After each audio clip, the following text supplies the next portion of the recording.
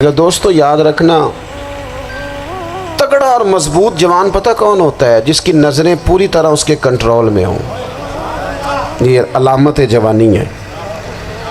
جس آدمی کا پوری طرح، دو لوگ دنیا میں کبھی کوئی کارنامہ سر انجام نہیں دے سکتے، ایک جو حرام کھاتا ہو، ایک جس کی نظر ناپاک ہو۔ محمد بن قاسم جب یہاں آئے تھے نا، تو ایک دن بڑے پریشان تھے، تو ایک بزرگ کہنے لگے آپ کیوں پریشان ہیں؟ کہنے لگے راجہ دہر سے مقابلہ ہے اور ہماری فوج تو سندھ کے رستے بھی نہیں جانتی، زبان بھی نہیں جانتی، لڑیں گے کیسے؟ 2-4 دن کے بعد ان بزرگوں کی دوبارہ محمد بن قاسم سے ملاقات ہوئی تو بڑے خوش تھے۔ کہا اب آپ کیوں خوش ہیں؟ کہنے لگے وہ میرا مقابلہ نہیں کر سکتا، میں نے تحقیق کر لی ہے۔ کہا کیوں؟ کہنے لگے نظر کا گندہ ہے، اور جو نظر کے گندے ہوتے ہیں وہ میدانوں میں ٹھہرا نہیں کرتے۔ میدان کے لیے نکلنے کے لیے پاک جوانی کی ضرورت ہوتی، تطہیر مزاج ہونا ضروری ہوتا ہے، پاکیزہ افکار اور سچی اور سچی ستھری سوچوں کا ہونا ضروری ہوتا ہے۔ اس لیے فرمایا کہ میرا مقابلہ نہیں کر سکتا۔ حضرت عبداللہ بن حذافہ کمرے میں تھے، تو وزیر کی بیٹی اندر سجی سنوری پہنچ گئی۔ جیسے ہی آپ نے اس کفر کی چال کو دیکھا تو تیمم کر کے نفل شروع کیے۔ وہ ساری رات بیٹھی رہی، رب کا بندہ ساری رات عبادت کرتا رہا۔ عبادت بڑا سہارا ہے، مصلی بڑا سہارا ہے اللہ کے بندوں۔ صبح دروازہ کھولا، وزیر نے اپنی بچی سے پوچھنا چاہتا تھا رزلٹ کیا نکلا، تو وہ کہنے لگی پیچھے ہٹ جا، اب تیرا میرا تعلق کوئی نہیں، میں نے نبی پاک کا کلمہ پڑھ لیا۔ اس نے کہا میں نے بھی زمانہ دیکھا ہے، پر یہ کیا لوگ ہیں، کستوری کے بنے ہوئے، سندل سے دھلے ہوئے، کہ میں ساری رات کمرے میں رہی اور 100 اور 1000 آدمی جس جوان کا مقابلہ نہ کر سکے، اتنا طاقتور جوان کمرے میں رہا اور اسے نظر اٹھا کے نہ دیکھا۔ او کچا رنگ للاری والا جڑا چڑھدا تے لیندا رہندا ہے، اے عشق تیرے دا رنگ محمد چڑھیا پھر نہیں لیندا۔ میں کہا ایک دفعہ نظر اٹھا کے نہیں دیکھا، کمال ہو گئی۔ اتنے بڑے لوگ، اتنی بڑی سعادت مندی، فیروز بختی، معاملہ فہمی حد ہو گئی۔ اللہ اکبر۔ دوستو بادشاہ جب پوری طرح ہار گیا نا، اس نے کہا مار دو۔ تیل گرم کیا ایک کڑاہی میں، اور جب آپ کو اس میں ڈالنے لگے تو آپ کی آنکھوں میں آنسو آ گئے۔ بادشاہ کا خیال ہوا شاید نرم ہو گئے ہیں، کہنے لگا روئے کیوں؟ فرمانے لگے سوچتا ہوں جان ہی ایک ہے، کتنا مزہ ہے اس کی راہ میں جان دینے کا، کتنی لذت ہے اس کے نام پر مرنے میں، کتنا لطف ہے۔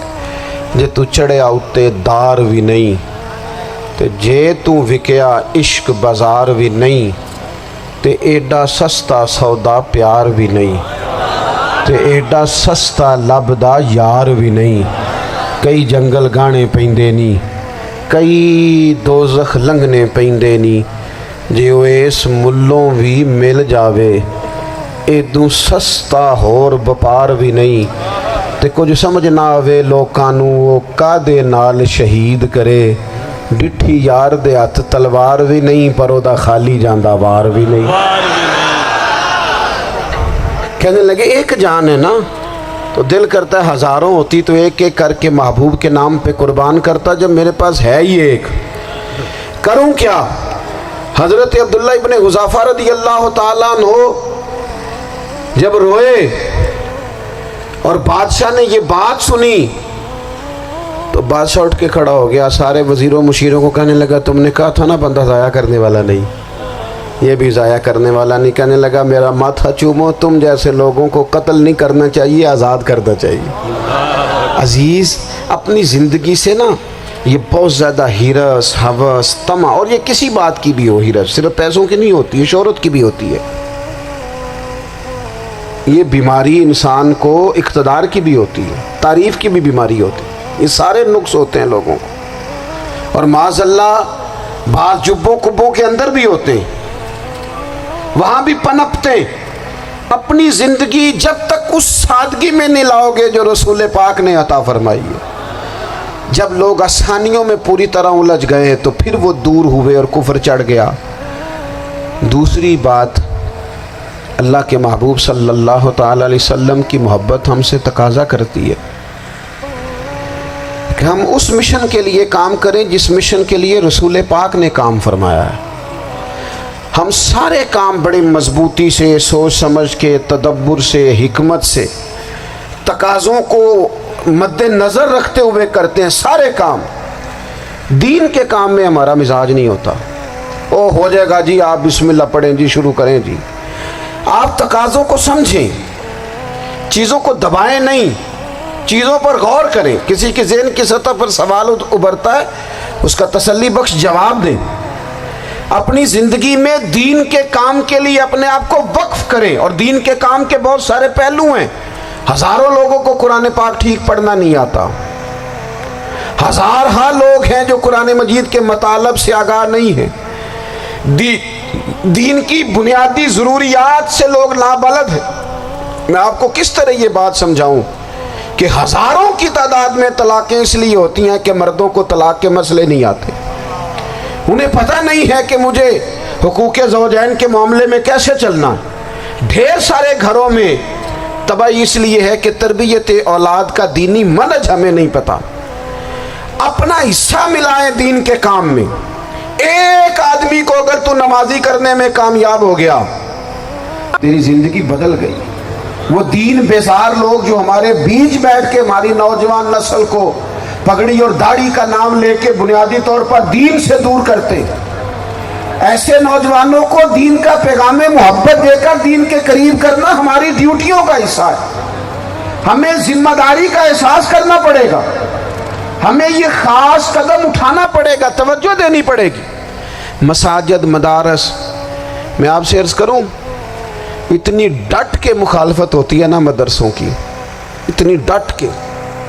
میں ادارہ چلاتا ہوں، اس کے چلانے میں جو مشکلات ہیں وہ تو ہم بتا نہیں سکتے آپ کو، اس لیے کہ میری قوم، میرا اس قوم سے تعلق ہے جو نعت خواں امیر کرنا چاہتی ہے، مدرسے نہیں۔ ہاں، نقیب خطیب پیدا کرنا چاہتی ہے، شعر و شاعری کی زندگی کو پروان چڑھانا چاہتی ہے۔ فقط ہمارا ان لوگوں سے تعلق ہے جو لاکھوں کروڑوں روپیہ محافل پہ لگائیں گے، اور قاری صاحب بیچارے اگر مسجد کا کوئی ہونے والا کام کسی وقت بتا دیں گے تو وہ بڑی مشکل آ جائے گی ان کے لیے۔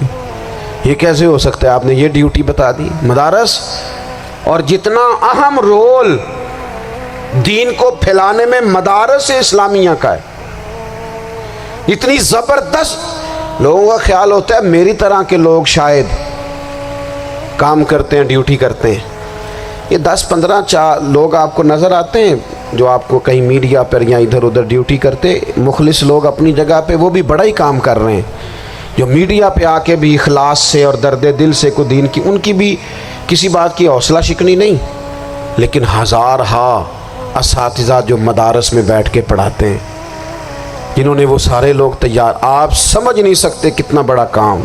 حفظ کا استاد جو ہوتا ہے نا، اس کی ڈیوٹی 24 گھنٹے ہوتی ہے، فجر سے پہلے، اور اس نے بچوں کو اٹھانا۔ تنخواہ تو ہم انہیں دینا نہیں نہ چاہتے جی، تنخواہ نہیں دے دی انہوں نے، ہمیں مولوی امیر نہ ہو جانا۔ مولوی نو تے سوٹ بھی 27ویں والی رات دے ہے تاکہ کدھر سوان کے عید والے دن پا نہ لوے، چونکہ 27ویں تو بعد تے درزی پھڑتا ہی کوئی نہیں، کیوں حضرت ایسے ہی ہے نا، اس وقت تو نہیں نہ لیتا۔ تو ہم چاہتے ہیں مولوی ہماری مرضی کے ہماری طرح کا سوٹ نہ پہن لے۔